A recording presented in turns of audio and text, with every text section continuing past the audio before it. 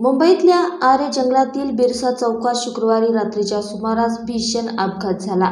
वाऱ्याच्या वेगाने जाणारी दुचाकी थेट रस्त्याच्या कडेला असलेल्या विजेच्या खांबावर आदळली.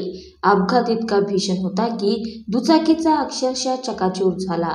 या घटनेत दोघांचा घटनास्थळीच तर एकाचा रुग्णालयात उपचारादरम्यान मृत्यू झाला. राधेश्याम अशोक दावंडे वय 34, विवेक लालमन राजभर वय 24 आणि रितेश शिवाजी साळवे वय 27 वर्ष अशी अपघातात मृत पावलेल्या तरुणांची नावे आहेत. या प्रकरणी आरे पोलिसांनी गुन्हा दाखल केला असून घटनेचा तपास सुरू केलाय. पोलिसांनी दिलेल्या माहितीनुसार तिघेही तरुण दुचाकीवरून सुसट वेगाने जात होते.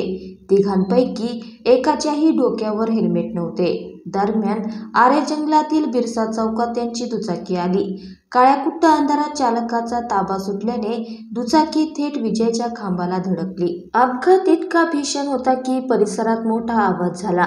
दुचाकीची खांबाला धडक बसताच तिन्ही तरुण 10 ते 15 फूट हवेत उडाले. यातील 2 तरुणांचा घटनास्थळीच मृत्यू झाला.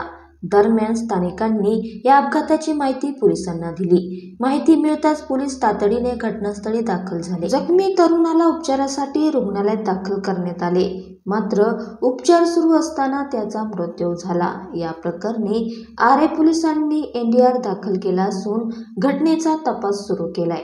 3 तरुण पोरांचा अपघातात मृत्यू झाल्याने परिसरात हळहळ व्यक्त होत आहे.